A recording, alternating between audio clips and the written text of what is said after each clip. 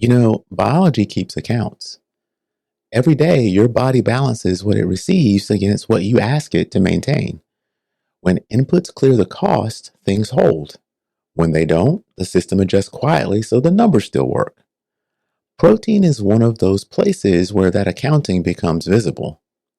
You can delay the decision for a while. You can pull from reserves or you can redistribute across systems. But if intake doesn't cover demand, something else eventually gets reduced so the balance sheet stays aligned. That pressure shows up most clearly when strength is involved. Protein is not background nutrition once you expect your body to carry load. It is a material expense tied directly to what you want to keep available.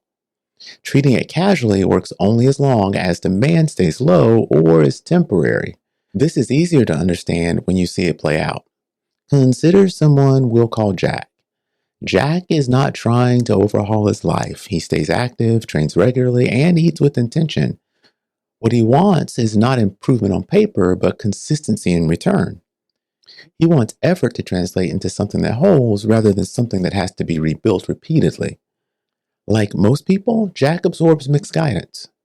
He hears warnings about excess. He hears advocacy for higher intake. He hears examples framed as rules. So he makes a reasonable choice and moderates. From a decision-making perspective, moderation feels prudent. From an accounting perspective, moderation only works if the total clears the cost. We have known this for a long time at a tissue level. Muscle is not static. It is constantly being built and broken down.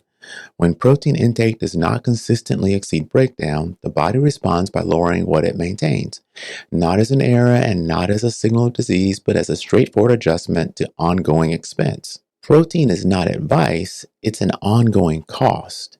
When intake does not meet what the body is being asked to support, the system compensates by narrowing what it can reliably maintain.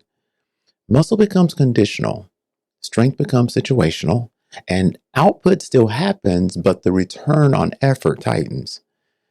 What appears first is not loss, but inefficiency. Effort still occurs, but it delivers less value. Training still happens, but it carries less forward. The system remains functional, just with reduced margin. That shift is easy to miss if you are watching for breakdown instead of balance. The mistake is looking for a rule when the real task is reading cost and returns. There is no universal protein number because there is no universal expense profile. Demand depends on size and activity, stress load, and age, but more importantly, it depends on what you expect your body to keep funding over time. This becomes even more relevant as adults get older. Research has shown that the body becomes less responsive to protein signals with age. The same intake that once maintained tissue no longer produces the same return. The cost doesn't disappear, it rises quietly, and the accounting adjusts unless intake changes with it. Strength has a maintenance cost, and so does muscle. So does tolerance for repeated load.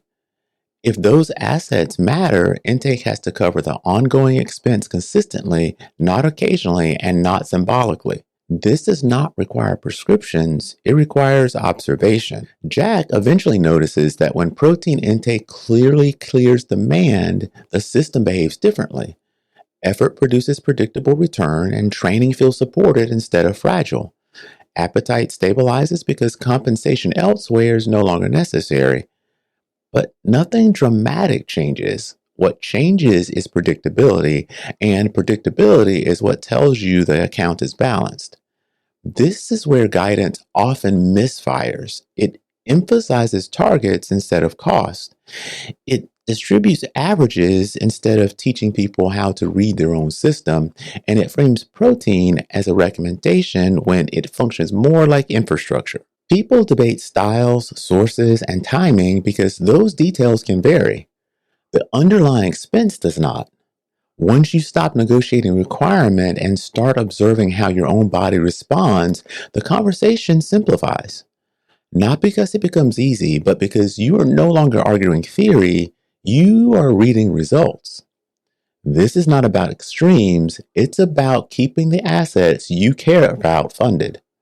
And when protein intake matches the life you are actually asking your body to support, the math stops resisting you. That is solvency. This is uncommonly remarkable. Thanks for listening.